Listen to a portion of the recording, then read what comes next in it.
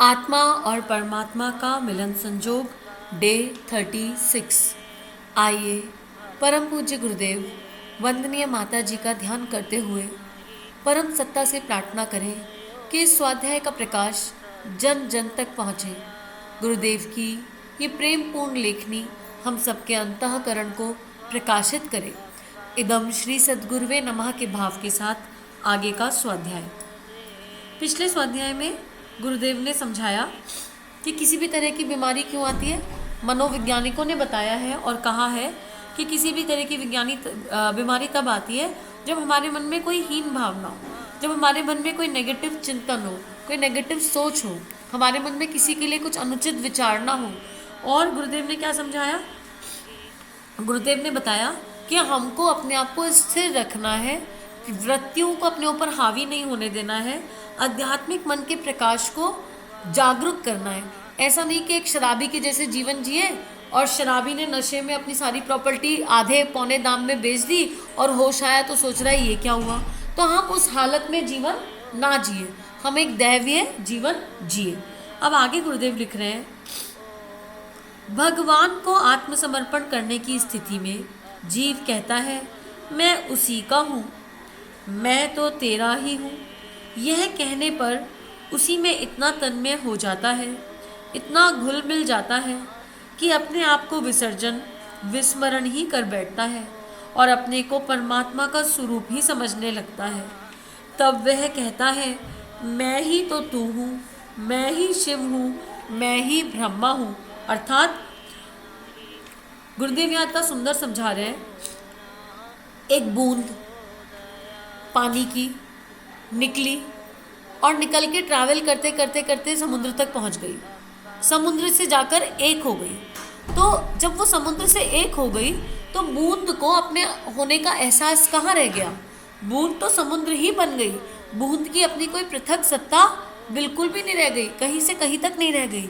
और अगर बूंद को बूंद होने का एहसास है तो इसका मतलब अभी तक आत्मसमर्पण नहीं हुआ है। तो गुरुदेव ने कहा कि वो जो स्थिति है जब सोहम वाली फीलिंग आ जाती है, तब जब तत्वमसी वाली फीलिंग आ जाती है तो समझ लो प्रार्थना सही दिशा में जाने लगी है। और इसीलिए कहते हैं कि जब प्रार्थना का रूप स्वरूप अच्छा हो जाता है, सही हो जाता है, तो इंसान मान सम्मान से परे चला जाता है, हानि लाभ से परे चला जाता है, धर्म अधर्म उचित अनुचित से परे चला जाता है। क्योंकि अब तो मैं कुछ जी नहीं रहा ना, देह दिखाई दे रही है, पर देह में जो प्राण है वो हमारे इष्ट का हो गया है और देह तो भगवान को काम करने के लिए चाहिए। तो गुरुदेव उसी स्थिति की यहाँ पर बात कर रहे हैं। आगे लिखते हैं, भगवान को अपने में और अपने आप को भगवान में समाया होने की अनुभूति जब इतनी प्रबलता से उत्पन्न हो जाए कि उसे कार्य रूप में परिणत करे बिना रहा ही ना जा सके, तो समझना चाहिए कि समर्पण का भाव सचमुच सजग हो उठा। ऐसी शरणागति व्यक्ति को द्रुत गति से देवत्व की ओर अग्रसर करती है और यह गतिशीलता इतनी प्रभावकारी होती है कि भगवान को अपनी समस्त दिव्यता समेत भक्त के चरणों में शरणागत होना पड़ता है। यूँ तो बड़ा भगवान ही है, पर जहाँ प्रार्थना, समर्पण और शरणागति की साधनात्मक प्रक्रिया का संबंध है, इस क्षेत्र में भक्त को बड़ा और भगवान को छोटा माना जाएगा, क्योंकि अक्सर भक्त के संकेतों पर भगवान को चलता हुआ देखा गया है।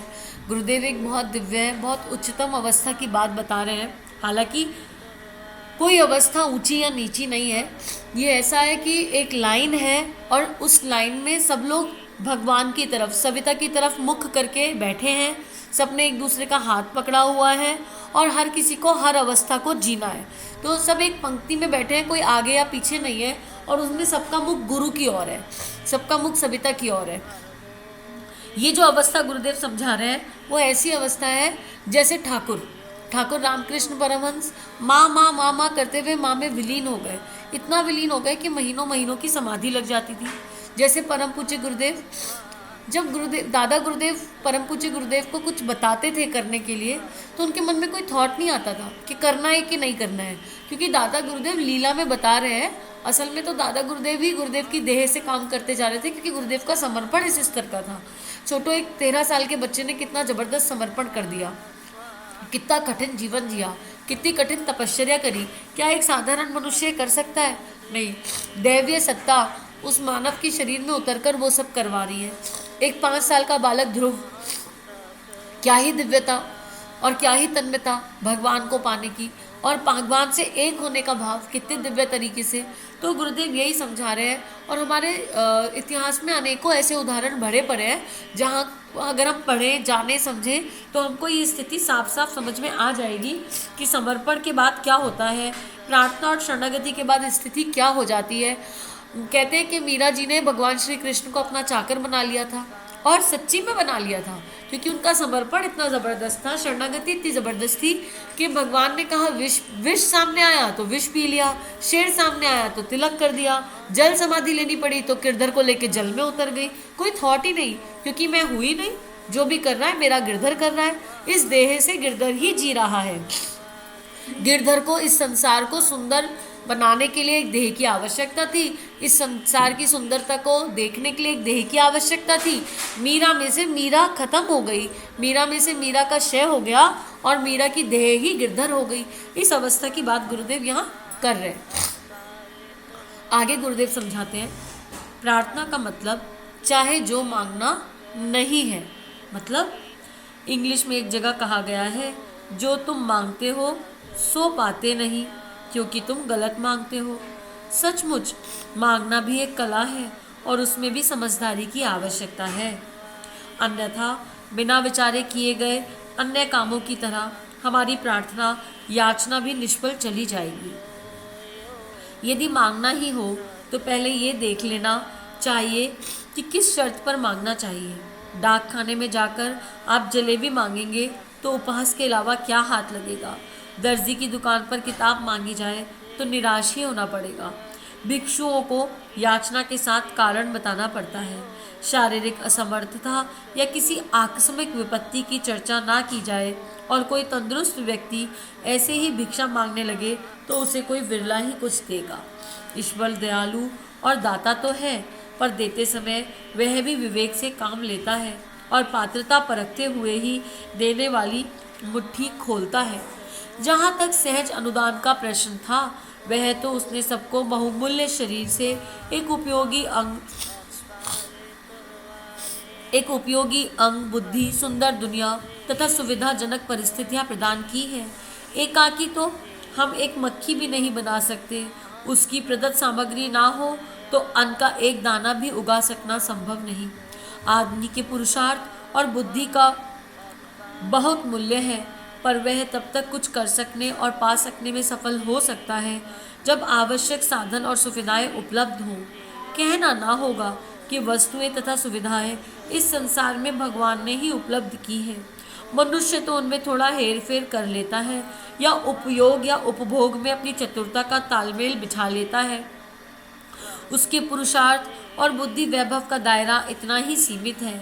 मूल उत्पादन और अनुदान तो सर्वत्र परमात्मा का ही बिखरा पड़ा है। एक बहुत दैवीय पैराग्राफ पहले गुरुदेव ने याचना से बाहर निकाला, याचना से प्रार्थना पर लाए, प्रार्थना की दिव्यता को समझाया, और अब गुरुदेव कह रहे हैं प्रार्थना में भी क्या प्रार्थना करें, ये समझना बड़ा महत्वपूर्ण है।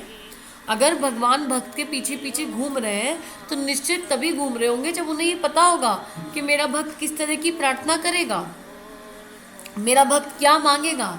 और जो भक्त होगा ना, उसे भगवान, उसे मांगने के लिए क्या बचेगा। सोचो भगवान सामने आ गए, उसके बाद क्या कुछ मांगने के लिए शेष रह सकता है क्या? कुछ मांगने के लिए शेष रह जाएगा? कोई प्रार्थना शेष बचेगी क्या? अगर बचेगी ना तो साझेदारी शेष बचेगी। हे परमात्मा, अब आप सामने आ गए हो, अब हम आपका काम कैसे करें। आपके दुख में इतनी सुंदर दुनिया में इतना हाहाकार मचा है और इससे आपको बहुत पीड़ा हो रही है, क्योंकि वो परम पिता परमात्मा तो सबका माता पिता है, सबका प्रभु है, सबका ईश्वर है। उसको अपने बच्चों को दुख में देखकर कितना दुख होता होगा। तो भगवान सामने आ गया तो क्या कहेंगे, हमको निज पीड़ा में हिस्सा दे देना। हे प्रभु, हे गुरुदेव, हे माता जी, हे परम सत्ता, आपको भी तो कोई कष्ट होगा, हम आपका ग्वाल बाल बन सकते हैं क्या? हम शरणागति के भाव के साथ आपका अर्जुन बन सकते हैं क्या? हम अकर्ता भाव में इस हम का विलय करके आपके यंत्र बन सकते हैं क्या?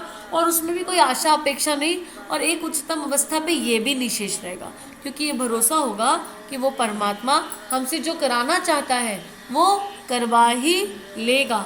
मनुष्य जन्म मिला है तो ये सार्थक होकर रहेगा। तो गुरुदेव ये कह रहे हैं कि वही राजा के दरबार में जाके कद्दू मत मांगो, दर्जी के यहाँ जाके किताबें मत मांगो। भाई ये तो समझ लो कि किसके पास जाके क्या मांग रहे हैं। और जहाँ तक रही अनुदानों की बात, तो हमको मनुष्य जन्म मिला है, ये क्या एक अनुदान नहीं है? एक मनुष्य जन्म, एक स्वस्थ शरीर, इतनी दिव्य इंद्रियां, और उसके बाद बुद्धि जिससे हम उपयोग कर सकते हैं, विवेक बुद्धि, दिव्य बुद्धि, जिसको अगर हम सद्बुद्धि में कन्वर्ट कर दें और विवेक के साथ चलें तो कितना दिव्य काम कर सकते हैं। हमारे पास आटा तो घर में आ जाएगा, लेकिन आटे से रोटी बनाने के लिए बुद्धि का उपयोग हुआ ना। लेकिन आटा आया कहाँ से? मूल में। मूल क्या था उसका, वो भी तो समझने की आवश्यकता है, उसको भी तो देखने की आवश्यकता है। गेहूं, अब गेहूं कहाँ से आया? धरती दे कहाँ से रही है? सब कुछ कहीं से तो बीज आया होगा। तो मूल में तो हर चीज परमात्मा की दी हुई है। इस संपूर्ण सृष्टि में हमने क्या किया? बुद्धि और विवेक से उसको उपयोग के लायक बनाया, उसको उपभोग के लायक बनाया।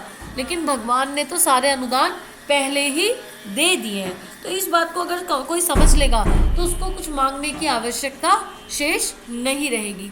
आज के लिए इतना ही। सभी को प्रणाम। इदम श्री सद्गुरुवे नमः के साथ इस स्वाध्याय को परमात्मा के श्री चरणों में अर्पित और समर्पित करते हैं। ओम भूर्भुवः स्वः तत्सवितुर्वरेण्यं भर्गो देवस्य धीमहि धियो यो नः प्रचोदयात्।